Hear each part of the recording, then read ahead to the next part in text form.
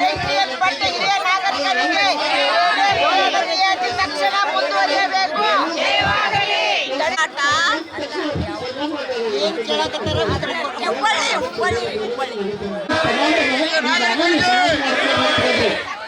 ನಮ್ಮ ಸಮಾಜದ ಮೀಟಿಂಗ್ ಕರೆದು ದೇವರ ಪಾಠ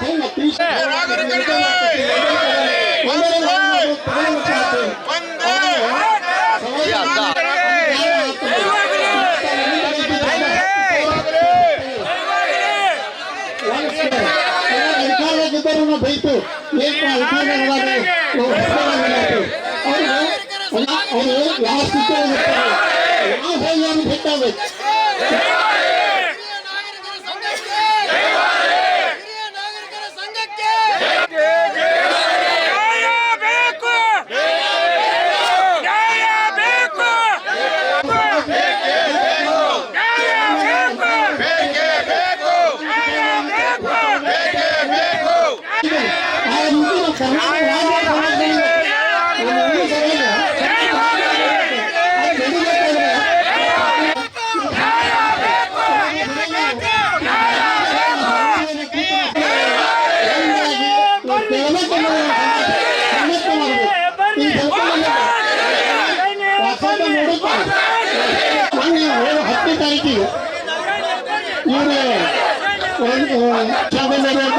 ಕಿತ್ತೂರವರು ಹೋಗ್ಬೇಕಾದ್ರೆ ಅವ್ರು ಚುನಾವಣೆ ನಮಗೂ ಯಾಕೆ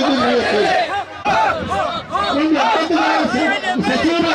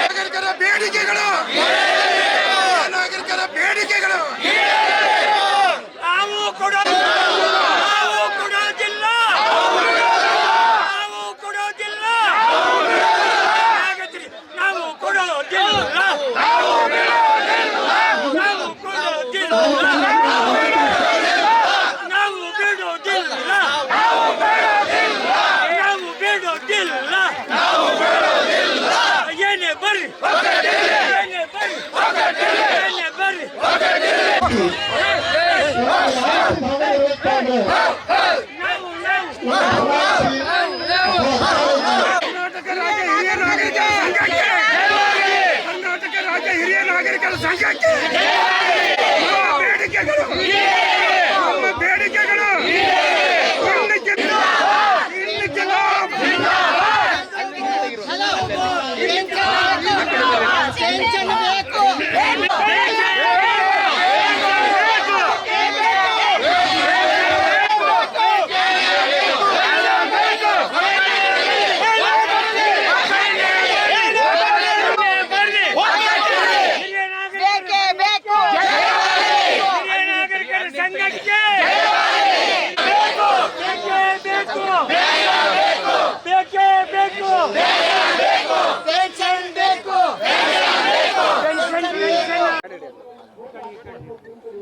ಇವತ್ತಿನ ದಿವಸ ಕರ್ನಾಟಕ ರಾಜ್ಯ ಹಿರಿಯ ನಾಗರಿಕರು ಹಾಗೂ ನಿವೃತ್ತ ನೌಕರರ ರಾಜ್ಯ ಸಂಘದ ಪರವಾಗಿ ನಾವು ಬೆಳಗಾವಿಯ ಸುವರ್ಣಸೌಧದ ಮುಂದೆ ಪ್ರತಿಭಟನೆ ಹಾಗೂ ಧರಣಿ ಸತ್ಯಾಗ್ರಹವನ್ನು ಮಾಡ್ತಾ ಇದ್ದಾವೆ.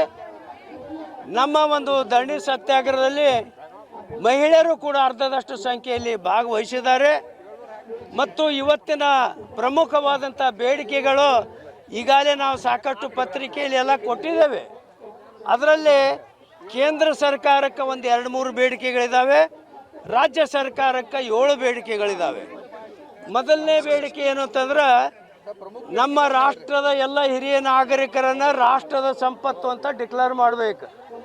All senior citizen of the nation declare as a asset of the nation.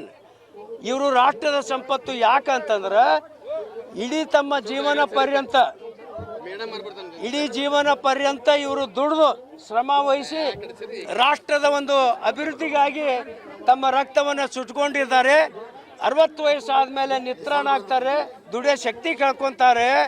ಈ ಕಾರಣದಿಂದ ಯಾರಿಗೆ ಒಂದು ಶಕ್ತಿ ಇಲ್ಲ, ಇವ್ರನ್ನ ಸಾಕ್ತಕ್ಕಂಥದ್ದು, ರಕ್ಷಣೆ ಮಾಡೋದು, ಸೌಲಭ್ಯ ಕೊಡೋದು ಸರ್ಕಾರದ ಕರ್ತವ್ಯ. ಇದನ್ನು ನಾನು ಹೇಳ್ತಾ ಇಲ್ಲ, ಭಾರತದ ಸಂವಿಧಾನದ 21ನೇ ಕಲಂ ಹೇಳ್ತದೆ.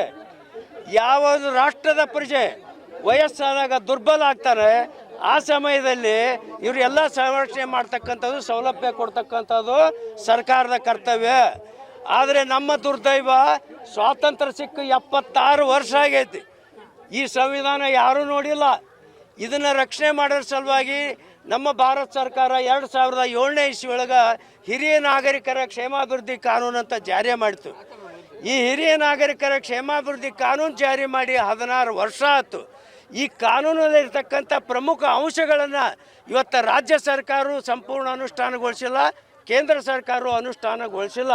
ಇದರಿಂದ ಏನಾಗೈತೆ ಅಂದ್ರೆ, ಯಾವುದೇ ಸರ್ಕಾರ ಇರಲಿ, ಯಾವುದೇ ಪಕ್ಷ ಇರಲಿ, ಹಿರಿಯ ನಾಗರಿಕರ ಸಂಪೂರ್ಣವಾಗಿ ನಿರ್ಲಕ್ಷ್ಯ ಮಾಡ್ಕೊತ ಬಂದಿದ್ದಾವೆ. ನಾವು ಕಳೆದ ನಮ್ಮ ಸಂಘ ಹುಟ್ಟಿ 18 ವರ್ಷ ಆಯಿತು. 12 ವರ್ಷದಿಂದ ನಾವು ಅನೇಕ ಸಮಾವೇಶಗಳನ್ನು ಮಾಡೇವಿ, ಪ್ರತಿಭಟನೆ ಮಾಡೇವಿ, ರಾಜ್ಯ ಮಟ್ಟದ ರ್ಯಾಲಿಗಳನ್ನು ಮಾಡೇವಿ. ಸರ್ಕಾರ ಕಣ್ಣು ತೆಗಿತಾ ಇಲ್ಲ.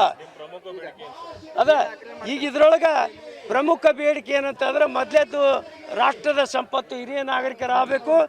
ಎರಡನೇದು ಭಾಳ ಪ್ರಾಮುಖ್ಯವಾದಂಥ ಬೇಡಿಕೆ ಅಂದ್ರೆ, ಆರ್ಥಿಕವಾಗಿ ದುರ್ಬಲರಿರ್ತಕ್ಕಂಥ ಎಲ್ಲ ಹಿರಿಯ ನಾಗರಿಕರು ಇವರಿಗೆ ತಿಂಗಳ 10,000 ರೂಪಾಯಿ ಪೆನ್ಷನ್ ಕೊಡಬೇಕು. ಭಾಳಷ್ಟು ಮಂದಿಗೆ MLAಗೆ ಮಿಲಿಟ್ರಿಗೆ ಇದು ಗೊತ್ತಿಲ್ಲ. ಕೇಳ್ತಾರೆ, ಏನ್ರಿ 10,000 ರೂಪಾಯಿ ಯಾಕೆ ಕೊಡೋದು, ಯಾಕೆ 10,000 ರೂಪಾಯಿ ಕೊಡೋದು ಅಂತಾರೆ. ನಿಮ್ಮದೇ ಒಂದು ಕಾನೂನು ಕೆಳಗೆ ನೀವೊಂದು ಹಿರಿಯ ನಾಗರಿಕ ಟ್ರಿಬ್ಯುನಲ್ ಮಾಡಿದ್ರಿ 2007ರೊಳಗೆ. ಆ ಟ್ರಿಬ್ಯುನಲ್ ಕೆಳಗೆ ಮಕ್ಕಳು ತಂದೆ ತಾಯಿ ನೋಡ್ದೇ ಇದ್ರೆ, ಅವ್ರು ಸಾಕದೇ ಇದ್ರೆ ಅಲ್ಲಿ ಒಂದು ಆದೇಶ ಮಾಡ್ತೀರಿ, ಏನಂದ್ರೆ ಎಲ್ಲ ಮಕ್ಕಳು ಕೂಡಿ ತಂದೆ ತಾಯಿಗೆ 10,000 ರೂಪಾಯಿ ಪೆನ್ಷನ್ ಕೊಡ್ರಂತ. ಕಾನೂನು ಹೇಳ್ತೈತಿ 10,000 ರೂಪಾಯಿ ಕೊಡ್ರಂತ. ನೀವು ಕೊಡ್ತಾ ಇದ್ರಿ ಎಷ್ಟು? 600-1200 ಅಲ್ರಿ. 600-1200 ರೂಪಾಯಿ ಒಂದು ದಿವ್ಸಕ್ಕೆ ಚಾಕ್ ಸಾಲೋದಿಲ್ಲ. ಇದನ್ನ ಇಡೀ ತಿಂಗಳ ತಿಂದು ಬದುಕ್ರಿ ಅಂತ ಹೇಳ್ತಿರಲಿ. ಸರ್ಕಾರಕ್ಕೆ ಇದಕ್ಕಿಂತ ದೊಡ್ಡ ಅನ್ಯಾಯ ಏನೈತಿ ಹಿರಿಯ ನಾಗರಿಕರ ಮೇಲೆ? ಇದನ್ನು ನಾವು ಅನೇಕ ಸಾರಿ ಕೇಳಿವಿ. ಅದಕ್ಕೆ ಕನಿಷ್ಠ ರಾಜ್ಯ ಸರ್ಕಾರ 5,000, ಕೇಂದ್ರ ಸರ್ಕಾರ 5,000, 10,000 ರೂಪಾಯಿ ಕೊಡಲೇಬೇಕು. ಇನ್ನೊಂದು ದುರ್ದೈವ ಅಂತಂದ್ರೆ, ನಮ್ಮ ಇದಕ್ಕೆ ಹಿರಿಯ ನಾಗರಿಕರಿಗೆ ಮೊದಲು ಎಲ್ಲ BPL ಕಾರ್ಡ್ ಇದ್ದಂಥ ಹಿರಿಯ ನಾಗರಿಕರಿಗೆ ಇದನ್ನು ವೃದ್ಧಾಪ್ಯ ವೇತನ ಕೊಡ್ತಾ ಇದ್ರು. BPL ಕಾರ್ಡ್ ಅಂದ್ರೆ ಏನು? 1,20,000 ಯಾರು ಪೆನ್ಷನ್ ಆದಾಯ ಐತೆ ಅವರೆಲ್ಲ BPLದವರು. ನನ್ನ ಹೆಸರು BA ಪಾಟೀಲ್ ಅಂತ ತಿಳ್ಕೊಂಡು, ಕರ್ನಾಟಕ ರಾಜ್ಯ ಹಿರಿಯ ನಾಗರಿಕರು ಹಾಗೂ ನಿವೃತ್ತ ನೌಕರರ ಕ್ಷೇಮಾಭಿವೃದ್ಧಿ ಸಂಘದ ರಾಜ್ಯಾಧ್ಯಕ್ಷ.